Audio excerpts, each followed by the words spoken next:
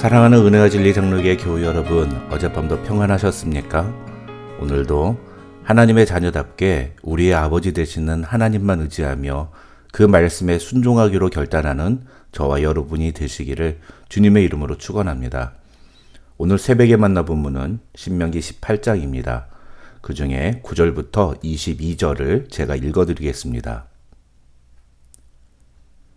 내 하나님 여호와께서 내게 주시는 땅에 들어가거든 너는 그 민족들의 가증한 행위를 본받지 말 것이니 그의 아들이나 딸을 불 가운데로 지나게 하는 자나 점쟁이나 길흉을 말하는 자나 요술하는 자나 무당이나 진언자나 신접자나 박수나 초혼자를 너희 가운데에 용납하지 말라.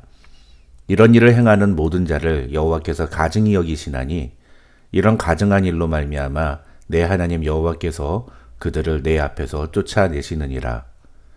너는 내 하나님 여호와 앞에서 완전하라. 내가 쫓아낼 이 민족들은 길흉을 말하는 자나 점쟁이의 말을 듣거니와 네게는 네 하나님 여호와께서 이런 일을 용납하지 아니하시느니라. 내 하나님 여호와께서 너희 가운데 네 형제 중에서 너를 위하여 나와 같은 선지자 하나를 일으키시리니 너희는 그의 말을 들을지니라. 이것이 곧 네가 총회의 날에 호렙산에서 내 하나님 여호와께 구한 것이라. 곧 네가 말하기를 내가 다시는 내 하나님 여호와의 음성을 듣지 않게 하시고 다시는 이 큰 불을 보지 않게 하소서.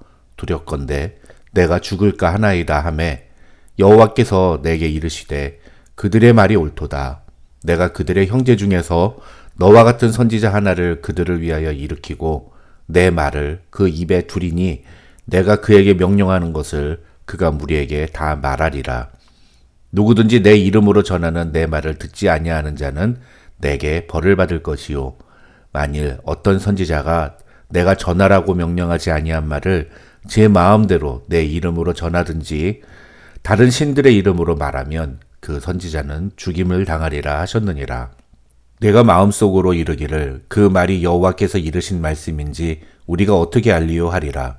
만일 선지자가 있어 여호와의 이름으로 말한 일에 증언도 없고 성취함도 없으면 이는 여호와께서 말씀하신 것이요 그 선지자가 제 마음대로 한 말이니 너는 그를 두려워하지 말지니라.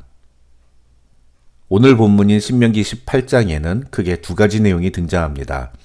먼저 1절부터 8절에는 레위 사람 제사장과 레위인들이 받을 몫에 대한 내용이 제시됩니다. 이 내용의 핵심은 크게 두 가지입니다. 하나는 1절부터 5절로 하나님께서 그들의 기업이 되셔서 이스라엘 백성들이 하나님께 바친 제물을 레위인들에게 주시겠다는 것이고, 다른 하나는 6절부터 8절로 레위인이 자기가 살고 있는 곳을 떠나 중앙 성소에서 직무를 감당하게 될 때 받게 되는 몫에 대한 내용입니다. 이것은 사실 이미 여러 차례 모세가 이야기한 내용인데 모세가 그만큼 이 내용을 거듭해서 강조하는 이유에 대해 학자들은 이스라엘 백성들에게 레위인의 생계에 대한 책임을 강조하기 위해서라고 설명하기도 합니다. 즉, 이스라엘 백성들이 하나님께 드리는 제물을 드리지 않게 되면 결국 레위인들은 생계 자체가 어려워질 수밖에 없기 때문에 모세가 거듭해서 레위인들이 받을 몫에 대해 이스라엘 백성들에게 강조했다는 것입니다. 실제로 이스라엘 12지파와 달리 레위 지파는 매우 가난한 지파였다고 학자들은 이야기합니다. 왜냐하면 그들은 다른 지파들과 같이 땅을 분배받아 재산을 증식할 방법이 없었기 때문입니다. 그래서 우리가 앞에서 살펴본 여러 절기들을 지킬 때 고아와 과부 그리고 가난한 자와 외국인뿐만 아니라 이 레위인들까지도 초대하여 절기 때 싸운 음식을 함께 나누어 먹으라고 율법으로 규정했던 이유도 바로 그런 이유 때문이라고 학자들은 설명합니다. 레위인은 이스라엘 민족을 대신해서 성소, 즉 성전을 섬기는 일을 담당했던 자들입니다. 그래서 사실 레위인이 아니었다면 이스라엘 민족의 각 가문에서 태어난 장자들이 그 일을 맡아야 했습니다. 그렇다면 각 가문은 자신들이 해야 할 일을 대신 맡아서 하는 레위인에 대한 감사의 마음과 함께 그들에 대한 책임감을 가지고 하나님께 제물 드리는 일에 참여해야 했습니다. 그런데 안타까운 사실은 이스라엘 백성들은 그렇게 드리는 제물을 온전하게 드리지 않고 저는 것과 병든 것, 눈먼 것과 흠이 있는 것들을 드리는 경우가 많았다는 것입니다. 둘째로 9절부터 22절에는 선지자에 대한 내용이 등장합니다. 이 선지자에 대한 내용도 크게 둘로 구분이 되는데, 먼저 9절부터 14절에는 이방 종교의 선지자라고 할 수 있는 무당들에 대한 이야기가 나오고, 그 다음 15절부터 22절에는 하나님께서 세우시는 선지자에 대한 내용이 등장합니다. 먼저 9절부터 14절에 등장하는 이방 종교의 선지자와 무당들에 대해서 살펴보겠습니다. 9절을 보시면 모세는 이스라엘 백성들이 하나님께서 허락하신 가나안 땅에 들어가면 그 땅에서 우상을 섬기는 이방 민족의 가증한 행위를 본받지 말라고 말씀하면서 특히 그들이 믿고 따르는 이방의 무당들을 절대로 용납하지 말라고 말합니다. 그러면서 10절과 11절에서 이방의 무당들에 대한 종류를 열거하는데, 그의 아들이나 딸을 불가운데로 지나게 하는 자, 점쟁이, 기륭을 말하는 자나 요술하는 자, 무당이나 진언자, 여기서 진언자란 주문을 외우는 사람이란 뜻입니다. 그 다음 신접자, 즉 귀신을 불러내는 사람, 박수, 남자 무당 중에 귀신의 도움으로 어떤 일을 알아내는 사람을 말합니다. 그리고 초혼자, 여기서 초혼자란 처음 결혼하는 사람을 의미하는 것이 아니라 혼을 불러내는 사람이란 뜻으로 죽은 사람의 혼을 불러내서 점을 치는 사람을 말합니다. 모세는 이런 사람들을 이방의 무당으로 제시하면서 이런 사람들을 용납하지 말라고 말합니다. 그런데 이런 사람들을 용납하지 말라는 것은 결국 이런 행위에 동참하지 말라는 뜻이고, 이런 사람들에게 찾아가서 도움을 요청하지 말라고 이야기하고 있는 것입니다. 왜냐하면 이런 일을 행하는 자를 하나님께서는 가증히 여기시기 때문입니다. 그런데 성경을 보면 이렇게 이방의 무당을 통해 신접을 요청하거나 점을 치는 것 외에도 하나님께서 가증하게 여기시는 일들이 더 있습니다. 예를 들면 의식적으로 결함 있는 제물을 하나님께 드린다든지, 하나님의 말씀에 순종하지는 않으면서 하나님께 무엇인가를 요구하는 기도도 하나님은 가증한 것으로 여기신다고 성경은 말하고 있습니다. 뿐만 아니라 거짓된 저울을 사용해서 사람들을 속이는 행위에 대해서도 하나님은 가증하게 여기시며, 두 마음을 가진 것과 강팍한 마음을 보이는 것, 오만과 속임, 거짓 증언과 불화를 조성하는 것, 그리고 악한 생각과 교만, 권력 남용, 그 외에도 하나님을 믿고 따르는 자들을 조롱하는 행위나 하나님을 무시하거나 그의 명령을 어기는 것도 하나님은 가증하게 보신다고 성경은 말합니다. 그래서 우리가 오늘 본문에 나오는 것처럼 이방의 무당들을 용납하거나 그들에게 가서 점을 치는 행위는 하지 않을는지 모르지만, 만약 지금 말씀드린 것과 같은 하나님이 가증하게 여기시는 다른 행위들을 한다면 그것은 오늘 본문에서 하나님이 금하시는 일을 하는 것과 별반 다를 바 없는 그런 무시무시한 영적인 범죄를 저지르고 있는 것이라는 사실을 우리는 꼭 기억해야 합니다. 그 다음 15절부터 22절을 보시면 모세는 이스라엘 백성들에게 그렇게 이방의 무당에게 찾아가서 그의 도움을 받지 말고 차라리 나와 같이 하나님이 세우신 선지자에게 찾아가서 그의 말을 들으라고 권면합니다. 그러면서 17절부터 20절에서 모세는 하나님이 하신 말씀을 재인용하여 선지자란 어떤 사람인가에 대해서 이야기합니다. 첫째로 선지자는 하나님께서 세우신 사람입니다.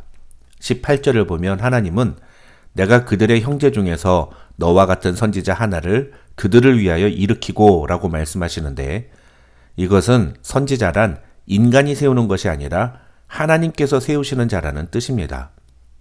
그 다음 둘째로 선지자는 하나님의 말씀을 그 입에 두는 사람입니다.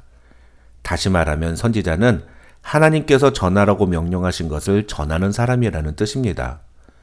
그래서 선지자는 하나님의 대언자이며 19절을 보시면 하나님은 만약 누구든지 내 이름으로 전하는 내 말을 듣지 아니하는 자는 내게 벌을 받을 것이라고 말씀하심으로써 선지자가 전하는 말은 선지자 그 사람의 말이 아니라 하나님의 말씀으로 받아들이고 그 말에 순종할 것을 명령하십니다. 그런데 이 말씀을 역으로 생각하면 우리는 거짓 선지자란 어떤 사람인지를 추론할 수 있습니다. 첫째로 거짓 선지자는 하나님이 세우지 않은 사람입니다. 자기가 무언가를 깨닫고 자기 사명에 불타서 무언가를 말하는 사람은 하나님의 선지자가 아니라 거짓 선지자라는 것입니다.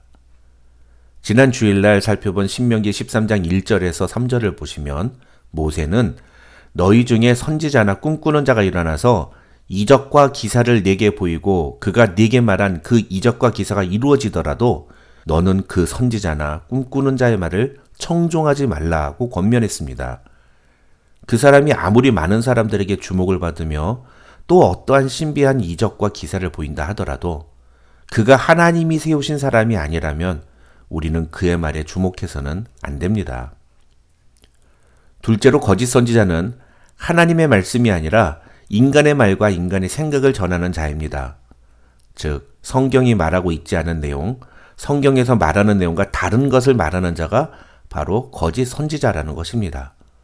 20절을 보시면 하나님은 만일 어떤 선지자가 내가 전하라고 명령하지 아니한 말을 제 마음대로 내 이름으로 전하든지 다른 신들의 이름으로 말하면 그 선지자는 죽임을 당하리라고 말씀하십니다.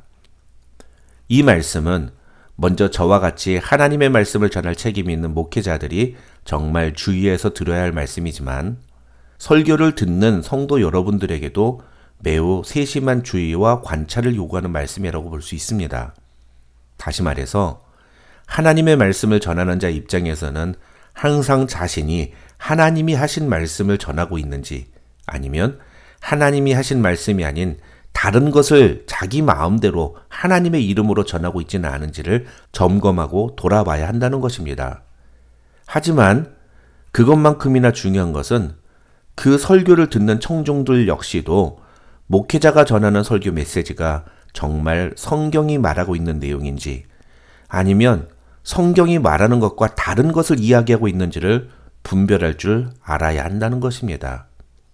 요즘 한국의 어느 유명하다는 목사의 설교를 들어보면 성경이 아닌 것, 특히 자신의 정치적인 견해를 이야기하는데도 사람들이 막 아멘 아멘 하면서 반응하는 것을 보게 됩니다. 매우 위험하고 오늘 본문에 입각해서 말하면 반성경적인 행위라고 할 수 있습니다. 여러분, 왜 그런 거짓 선지자가 활개치며 활동할까요?